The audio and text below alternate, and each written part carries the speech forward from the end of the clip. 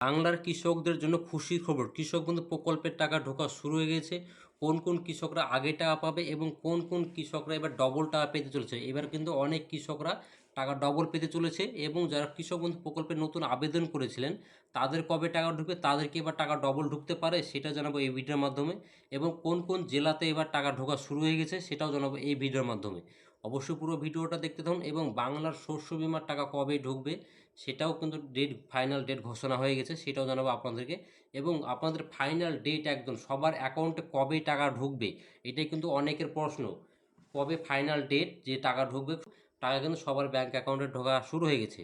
কী কারণে এখন আপনার ব্যাংকে টাকা ঢুকুনি সেটা জানাবো এখন। অবশ্যই পুরো ভিডিওটা আপনারা দেখুন। তো আপনারা যদি আমাদের চ্যানেল নতুন হয়ে থাকেন অবশ্যই এই চ্যানেলটা সাবস্ক্রাইব করে পাশে বেল বাটনটি অন করে রাখবেন এরকম নিত্য নতুন ভিডিওর আপডেটগুলো সবার আগে পাওয়ার জন্য।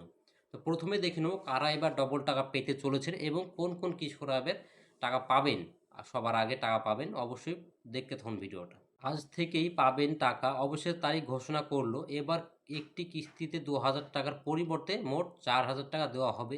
এই কিস্তিতে এবার কৃষকদের খুশির খবর। আপনারা জানেন কৃষক বন্ধু প্রকল্পের টাকা আপনারা নিম্নতম 2,000 টাকা পেতেন, সেখানে কিন্তু অনেক কৃষকরা এবার, সব কৃষকরা না, অনেক কৃষকরা 4,000 টাকা পেতে চলেছেন। কোন কৃষকরা 4,000 টাকা পাবে সেটা জানাবো এর পরবর্তীতে।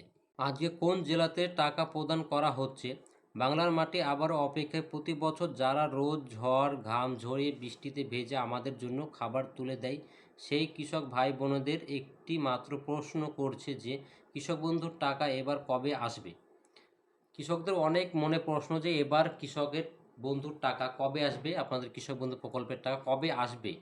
অনেকের কৃষকের কিন্তু এখনও টাকা ঢুকেনি, যাদের ঢুকেনি তাদের মনে প্রশ্ন যে এবার টাকা কবে আসবে। এবং যাদের ঢুকে গেছে তাদের তো ঢুকেছে, তাদের তো কোনো টেনশন নেই।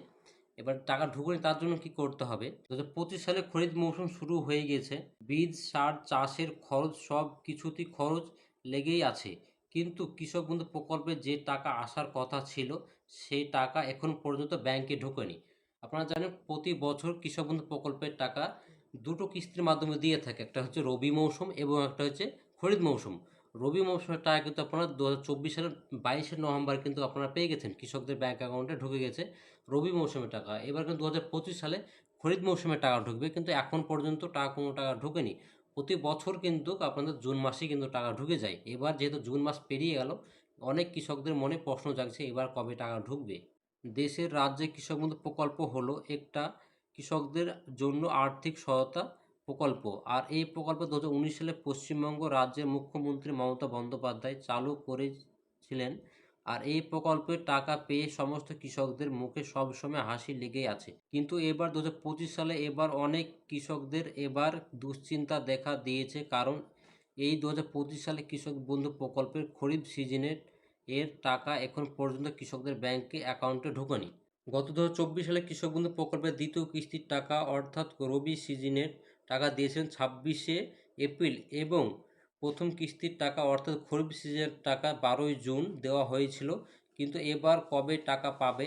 2025 সালের খরিফ মৌসুমের টাকা অবশেষে আজকে ঘোষণা করলো। আপনারা জানেন 2025 সালের টাকা কবে ঢুকবে সেই বিষয় নিয়ে আজকে ঘোষণা করে দিল রাজ্য সরকার।